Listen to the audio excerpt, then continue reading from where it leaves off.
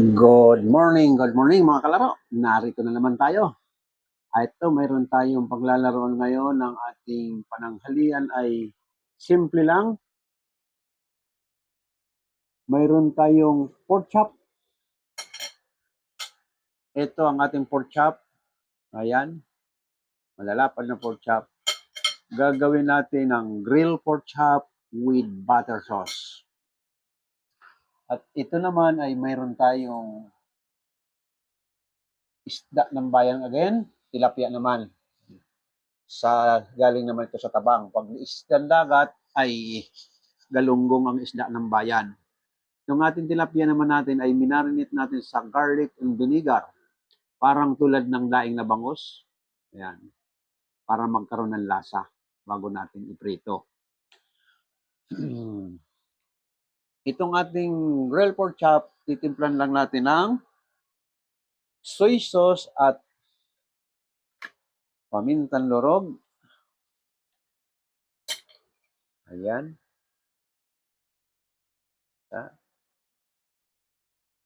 Dalawa. Ayan. Lagyan natin ng liquid seasoning. Ayan. At lalagyan natin ng calamansi juice.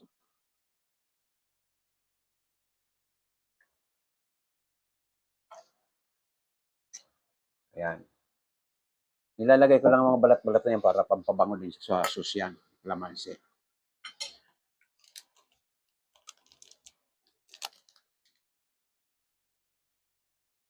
Nalagyan natin ng pamintang lorog.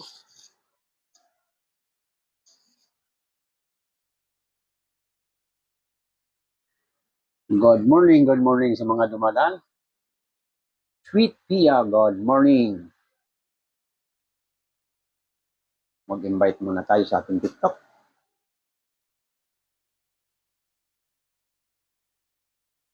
Thank you very much yung mga nagbibigay ng regalo. May nagbigay ng rose. Thank you very much. Hello, good morning my friend. Mayroon tayong live cooking. May tutorial live cooking tayo. Manood ka muna. Ito, minarinate natin yung pork chop. Gagawin natin itong grilled pork chop.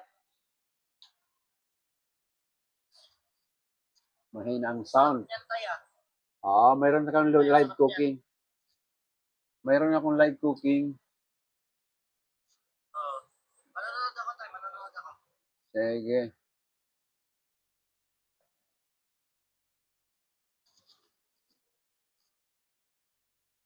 Na-marinate na natin itong ating pork chop. Maya-maya, within 10 minutes o 15 minutes, luluto na natin ito. Itong ating tilapia, para malasa naman, i-marinate mo sa bawang, bawang at suka. Ayan. Para masarap naman yung lasa ng tilapia. Ayan. Ngayon sa mga dumadaan, lalong-lalo na yung mga umu-order sa aking TikTok shop, thank you very much. Maraming umorder sa aking TikTok shop, kaya ako'y nagpapasalamat sa inyo. Yung mga hindi pa umu-order, pwede kayong umorder. Pang sarili man or pang regalo, marami tayong mabibili dyan, lalong-lalo na pang kitchen utensil or anumang kagamitan na pang sarili. Ang maraming umorder yung mga nagtatrabaho, safety shoes. Ayan. Marami ako nakitang umorder ng safety shoes. Kung hindi lang, baka may 10 nang umorder sa akin ng safety shoes. Maganda kasi yan. Pag trabaho mo, safety talaga ang paa mo. Kahit mabagsakan man, naka-safety shoes ka. At isa pa, yung mga walang cellphone, marami tayong cellphone dyan sa ating TikTok shop. Kaya makakapamili tayo ng anumang gustuhin natin na pang sariling gamit.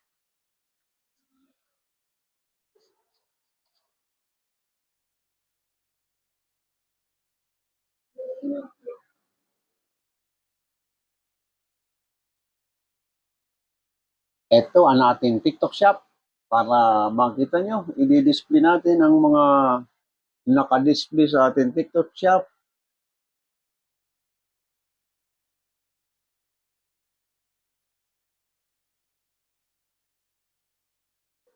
Ayan, may mga naka-display tayo. Yung mga interesadong bumili ng filter, tulad nitong filter na ito, mang iba-ibang klase yan, simula sa maliit, malaki, o hanggang doon sa panggawa ng mineral. Pero yung ganyang kalalaki na yan, tatlong ganyang, mas malaki pa dyan ng kaunti, mas maganda. Wala ka nang maamoy sa padadaanin mo dyan, mineral na rin ang kalalabasan. Yung nabili ko dyan halagang 11,000. Pero ito mura lang. Magkano ba ito? Yung ginagamit ko 11,000. Ito 6,000 lang. Mang iba-iba yung filter na ganyan sa halagang 6,000. Makakainom ka na ng malinis na siguradong malinis na tubig. Ayan. At sa pangalawa naman, mayroon tayong nakadisplay rito heavy duty blender. Lalong-lalo na kami mga senior, paborito namin ang mga pinapadaan sa blender, lalong-lalo na pang herbal. Anong klaseng mamprutas na ano talaga naayon sa mga pagsusuri ba na katulad ng high blood or diabetic, padadaanin mo sa blender yung iinumin mo. Ayan. Sa anumang mga prutas, pag samasamahin mo yung anong klaseng prutas, for example ay may avocado ka, mangga, pineapple, pwede mong padaanin dyan sa blender na yan para mainom mo na hindi mo nangunguyain at masarap pa ang lasa. At sa gulay naman, carrots, pipino, ayan, lagyan mo rin ng saging, masarap yun na biniblender. Mangga, isamahan ng mangga. Masarap yun. So ngayon naman itong ating pangatlo, kung mahilig ang mister mo or jowa mo mag-basketball, bilhan mo siya ng sapatos at bola para lagi siyang kondisyon sa paglalaro. Ayan. Sa halagang magkano ba itong sapatos na ito? Ayan, sa halagang 1,088, may gagamitin na ang mister mo or jowa mo sa paglalaro ng basketball. Ayan. Ngayon naman si Mrs. kung gusto mong laging kondisyon ng pangangatawan, mahilig siya mag-jogging, bilhan mo na lang siya ng treadmill katulad nito. Ang treadmill na ito, tumakbo man siya ng 1 to 3 hours.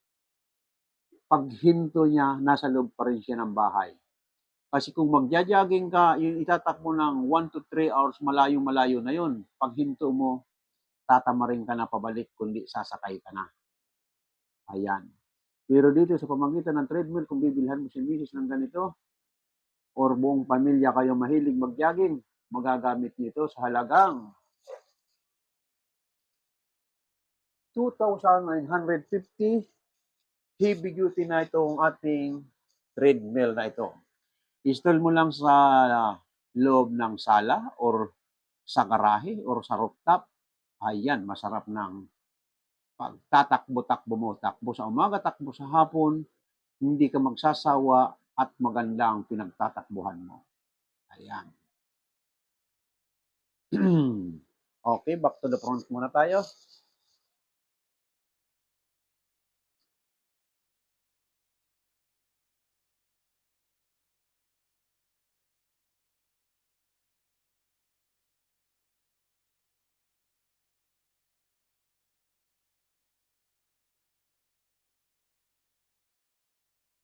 Good morning sa mga dumadaan, lalo-lalo na yung ating mga baguhan na gustong matutong magluto. Ito, panoorin. Yes, Mr. Puppet. Good morning. Pork chop with spicy sauce. Pwede. Pwede natin gawin spicy. Mayroon akong chili powder dyan. Okay. Good morning sa mga dumadaan.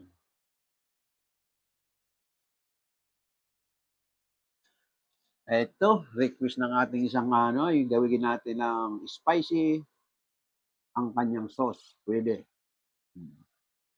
Ngayon, kaya pride naman pinaris ko nito kasi itong ating grill pork chop, may siron siyang butter sauce. Pinin na yon. Ngayon sa ating mga taga-subaybay na gusto talagang matutong magluto, sabi ko sa inyo, Hindi ka matututo kung papanoorin mo lang at i-memorize mo lang. Okay, matalino kang kaya-kaya mong i-memorize. Pero iba na yung actual na gagawin mo. Pag ginawa mong actual at natapos mong isang menu na iluto mo, tikman mo, doon mo ma-realize kung ano kaya ang kulang nito. Matitikman mo, malalasap mo kung anong kulang. Siguro ko sa una at pangalawa, pangatlo, maaaring may kaunting diferensya. Pero pang-apat, sureball ka na doon. Perfect mo na yung pang-apat.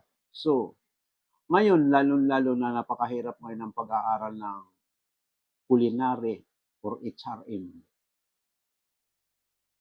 Kung wala kang limpak-lipak na salapi at hindi ka makatapos, unang-una, hindi naman pwede ang isang taong wala kang kalaman na trabaho. Kahit man lang sa pamagitan ng pagluluto, meron kang malaman. Kasi ang kababagsakan mo pag wala kang alam, mapupunta ka sa janitor o anumang mabibigat na trabaho. Pero pag alam mong magluto, lalong-lalo na makapag-apply ka sa mga magandang restaurant, hotel, or barko, o sa cruise ship, maganda sa cruise ship, o sa 5-star hotel, ayan. Kahit hindi ka nag-aaral, basta mayroon kang kaalaman, matatanggap ka. Pero mas maganda na rin kung may background ka talaga ng culinary. Yan. Kung may background kang culinary, kahit 2 years vocational course lang, ma-perfect mo ang pagluluto, yan, tanggap ka. Sa mga 5-star hotel o kaya sa cruise ship, magandang klaseng restaurant. Yan. Ngayon, kung tinatamad ka sa school, kasi sa school, 4 years, may 3 years sa culinary, mayroon tayong TISDA. Ang TISDA natin, mayroon tayo sa TISDA na 2 months to 3 months. Ayan. Seminar ata 1 month. Seminar lang yun. Pero kung gusto mo talagang mag-aral ng cooking, o ano man ano tungkol sa pagkain, food beverage, ang alam ko, 3 to 6 months ata sa TISDA. Pero magagamit mong TISDA kasi antimano, pag graduate mo, may certificate ka sa TISDA. Ayan. Kaya nga, yun na nga sinasabi ko sa inyo, kung wala kayong time sa school at wala kayong time sa TISDA, andito ang mga dinadownload ni Mang Leo sa kanyang channel, sa mga kalaro. Panoorin mo na lang ang mga niluluto ko dyan. May mapupulot ka man dyan. Kung ayaw mo ng pure Filipino food, mayroon naman tayong mga international na sinisingit ko dyan. Katulad nitong grilled pork chop, hindi lang Filipinong kumakain. Grilled pork chop, ang karamihan namin ginagamit dito ay apple sauce. Pag grilled pork chop, apple sauce. Pag ibang foreigner, foreigner ang kakain. Dahil tayo Pilipino, i-grill natin ito, nandito pa rin ang paborito natin na kalamansi. Nalalasap natin doon sa butter sauce ang kalamansi, kaya isaw-saw mo sa kanin, sarap pa rin ang kain. Sa Pilipino ha. Pero yun nga, sabi ko sa inyo, mga ibang foreigner, umu-order ng grilled pork chop, ang kapartner ko naman tinapay, kung anong klaseng sandwich, or basta ang sauce nila, ang karamihan ay apple sauce. Mayroon din brown sauce. Ayan. Kaya, mayroon din akong mga niluluto na hindi pure Filipino food. Katulad ng mga may tomato sauce, hindi rin natin pure Filipino food ang may tomato sauce. Halos lahat ng country, kumakain silang may tomato sauce. Depende na lang sa style. Katulad ng kaldereta natin, mang-iba-iba tayo ng style sa kaldereta. Ayan. Pag mga ibang ano na, mayroon ng black olive, ayan, green olive, o kaya papatakam pa nila ng brandy. Ayan. Ngayon, sa apritada naman, parehong may tomato sauce, may gulay na sidings yan, may halo na potato at carrots. Ayan. Hindi rin yung pure na Filipino food. Marami rin kumakain yan. Mga kasamahan ko ron sa Egyptian, American, at saka marami, halos lahat marami ang kumakain na may halong vegetables ang iluluto sa tomato sauce. Kaya hindi mo masasabing Pilipino po yan. Depende na lang sa style kasi ang tomato sauce, pang-international talagang panangkap yan. Pero hindi ko masyadong mahilig magluluto rito kasi yun nga, hindi ako masyadong mahilig sa tomato sauce. Ang mga niluluto ko lang ng ganyan, yung katulad ng calderita, apretada, menudo, yan. Ang ano kasi natin sa Pilipino po, lalong-lalo na tayo, katulad nito niluluto ko pang sarili, katulad nito, 3 lang kami rito sa bahay. Ito, 2 tilapia na malaki at 3 pork chop. Hindi naman kasi paninda ito niluluto ko. Kaya lang, ayaw ko naman ihinto kasi parang binigyan ako ni TikTok ng pagkakataon na hindi ko i-stop yung aking natutunan na trabaho dahil nag-viral ako sa TikTok bilang isang kusinero na binansagan niya kong tutorial. Kaya binabahagi ko sa mga kabataan, araw-araw ako'y nagluluto at dinidimo ko para yung ibang kabataan matuto sa pagluto. Yan lang ang aking gustong iparating sa ating mga kabataan. Mag-aral kayo pagluto para matuto kayo. Good morning, good morning. God bless you, Tay. Keep it up po. Yes, thank you very much sa mga nag-a-advise. Good morning sa mga dumadaan.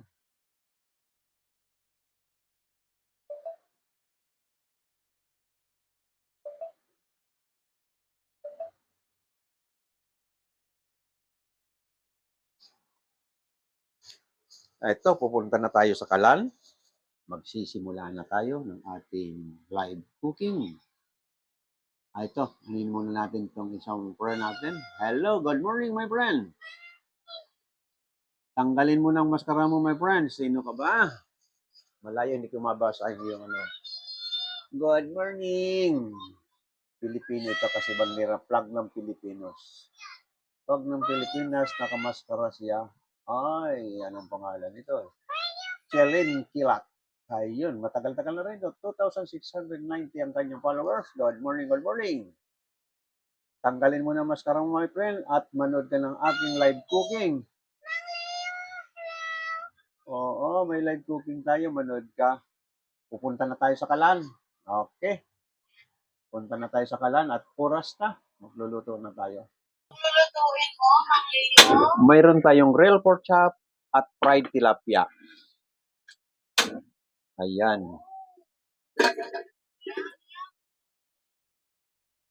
Ayan. Mayroon ako used oil na pinagprituhan ng taga saan ka, my friend? Taga saan ka, my friend?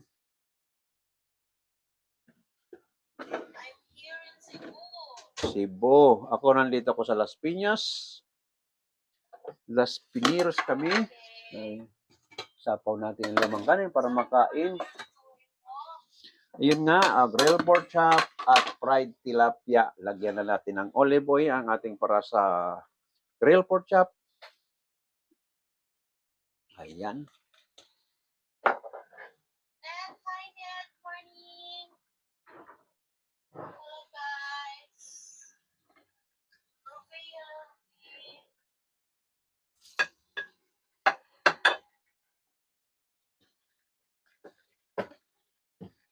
Yung ating minamarinate natin sa sukat bawang na isda, pag pinirito mong hindi mo nilagyan ng flour yan, maninikit yan. Kaya ang gagawin mo, lalagyan mo kahit sa mga bandang palistik lang para sure kang hindi didikit siya. Yan. Kasi pag hindi mo nilagyan ng flour yan, dikit-dikit yan dahil binabad mo sa suka. Kaya lalagyan mo ng flour para hindi didikit sa kawali. Okay. Taga Cebu, si my friend. Okay, yung mga dumadan. Good morning, boss. Bobby. Good morning. Ito na, sinasalang na natin ang ating grilled pork chop at mainit na. Ayan.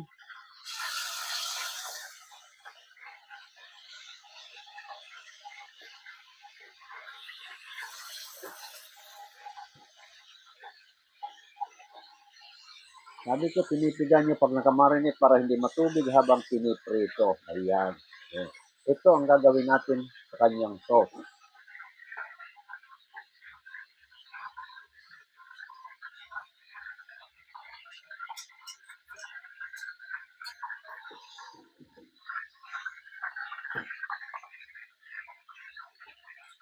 Ito, mainit ko yung ating kawali. Ilalagay na natin ang ating tilapia.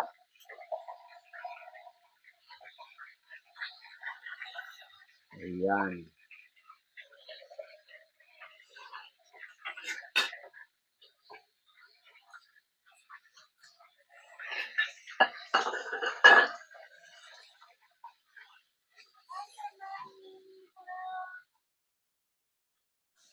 Daddy Moreno Sandals.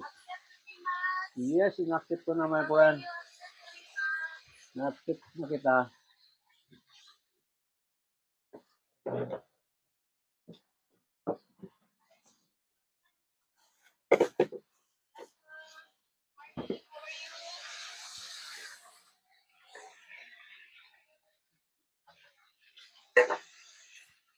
Ito, gagawa tayo ng kaunting cornstarch na pangpakrimi natin sa ating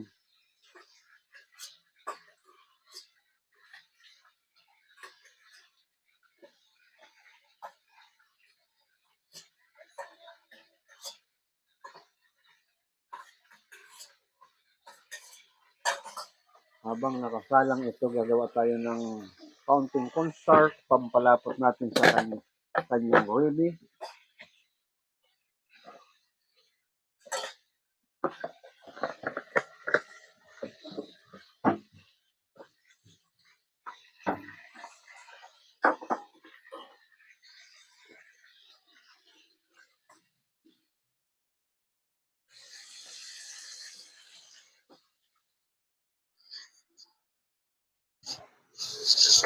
Ito na yung ating finished product.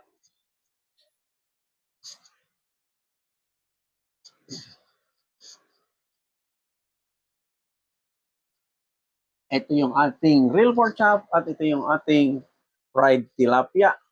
Ito may sauce na ito. Sabi ko, hindi na natin kailangan. May lemon butter sauce ito. Ayan, oh. Ayan, lalagay natin sa rice. Ayan.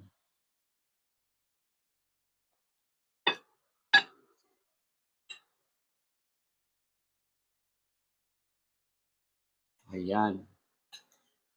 Ganito ang ating real pork chop. Kunting sauce pa.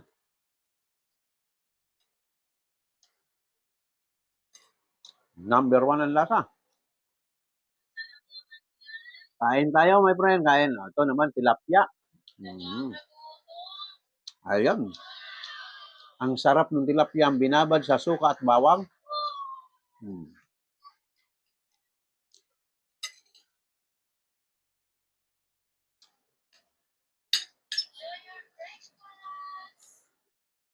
Kain tayo, my friend.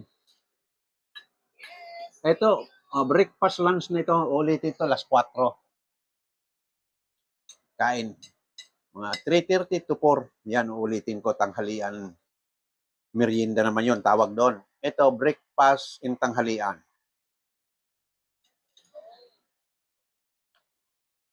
Ang ating tilapia, sabi ko sa inyo, bago natin iluto, hinuhugasan natin ng mabuti. At itong tiyan na ito, kako, sinusundot natin ng kutsara para hindi masugat ang daliri mo. Sa mga baguhan natin, kinukutsara yan para matanggal yung kulay dilaw na apdong nadudurog pag hiniwa. Ayun dyan. Dahil pag hindi malis yung apdo rito nagkukulay green, hindi mo ganyanin ng kutsara. Pag kinain mo itong part na ito, mapait. Yan. Itong part na ito, mapait yan. Pero ito sa akin, hindi. Kasi inalis ko talaga yung kulay green. Hindi rin maiwasan, pag hiniwa ng kutsilyo, hindi maiwasan yung apdo na hindi tamaan ng kutsilyo. Kaya yung mga nagluluto ng tilapia na nandidiri maghugas, basta tapat lang sa tubig, hindi mo makakain itong part na ito. Kasi magiging mapait. Ang gagawin mo, pasok mong kutsara, kalkalin mo ng ganyan, matatanggal yung kulay green. Ganun lang po ang paglinis ng ating tilapia. Masarap pa naman ang tilapia pag sariwa na ganito.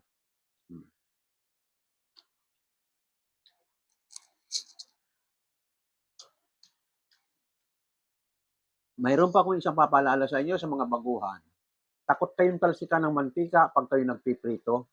Patakan nyo lang ng kaunti itong palikpik. Patakan nyo ng kaunting flour kung may flour kayo. Ngayon. Ngayon kung sa probinsya naman wala kang harina kasi bibili ka pa ng harina, kumuha ka ng dahon ng saging. Dahon ng saging, sa pinamong dahon ng saging, hindi ang didikit. Diba? Ganun lang ang teknik sa pagprito ng tilapia.